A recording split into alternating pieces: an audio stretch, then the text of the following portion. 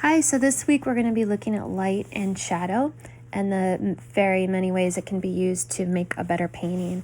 So far we've been looking at kind of more 2D shapes like the outline and silhouette. We're going to be moving on to figuring out how to turn those circles into balls, the squares into cubes, and that always involves like creating depth by capturing the light and shadow and how that hits the shape and defines it. So we'll be using really simple shapes, still life shapes, and working with that and paying close attention to light and shadow. And there's actually a lot to know about shadow.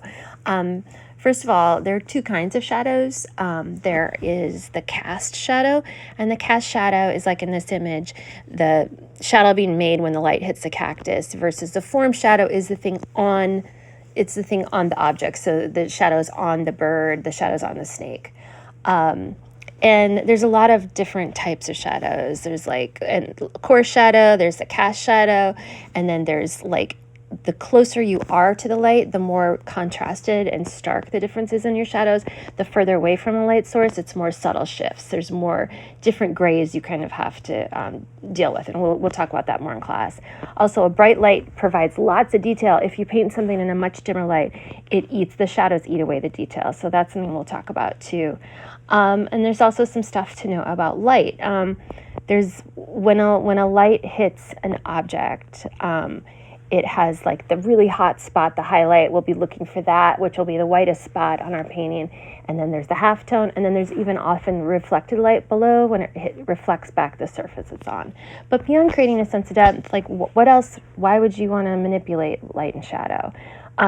Historically, I mean, it's the most amazing tool to tell a story, to draw our attention to the thing that the artist wants us to look at, to show grief, to show depression, to, just bring a story to life. A lot of biblical stuff, use some pretty contrasting shadows. And I'm gonna show some film stills along with some paintings because I think that's a good way to think about it. Light can help you, The Shining, direct the eye and create a focal point. Like in this one, the flame meeting the white flame meeting the white sword really pulls our eyes there, and the tension of that moment becomes the main part. You can create depth by kind of gradiating, going light to dark or dark to light. It creates a sense of depth and moves you back in space, which you see here in this, I think it's Ariada, the movie. Ariada? I don't know. Light and shadow can also create drama, with like this teddy bear painting I did, a menacing teddy bear, just by placing that looming shadow, like taking this is a Hitchcock film, dark and shadowy. You can be inspired by film. Silhouette lighting can add to sense of danger. And light and shadow can just help tell a story overall. It just is such a great way. And these are film stills, but I just want to show like how well filmmakers do that, and graphic novelists do it really well. And that's always, I find a lot of inspiration there. But here is what I think is the best example in all of art history of the power. This is Goya's 3rd of May.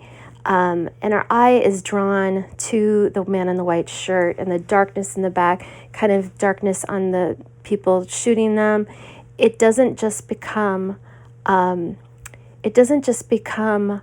a story of this moment. It becomes a story of violence and war and humanity.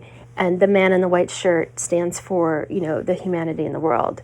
And then the faceless, dark, shadowy figures on the right just are violence and war. And then when you go, the best way to understand how powerful this is and how much this shadow and light works is to look at an artwork that he made just, I want to say a year or two before. And this is the same subject. And look at it, it's just not even remotely the same because he has not used shadow and light in the same way. We don't have the story of the individual in the white shirt. We have like this chaotic battle.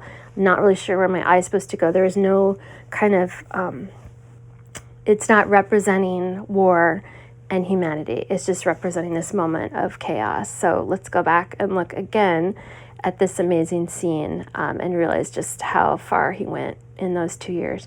And there's actually something called a notan, which is a Japanese term where you do studies. You kind of map out where the value is to show that it is balanced. And the notan of the 3rd of May is perfectly balanced, as you can see in this one that I attempted to make.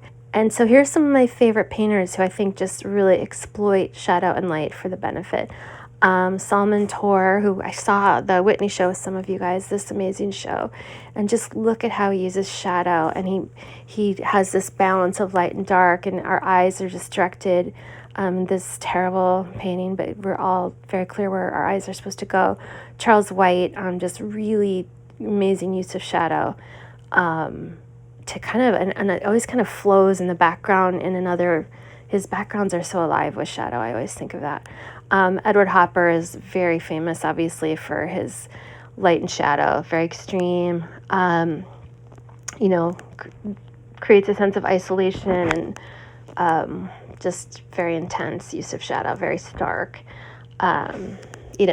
Imagine this image of the woman without the shadows. Oh, this is my new favorite obsession, Ramon Casas. I just learned about him because he just paints all my moods.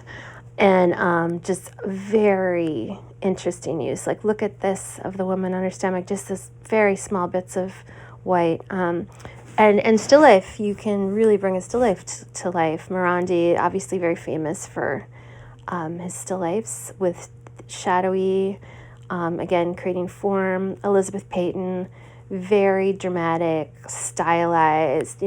People, if you use like a heavy shadow, it's pretty stylized and it really sets your kind of, I don't know, your vibe.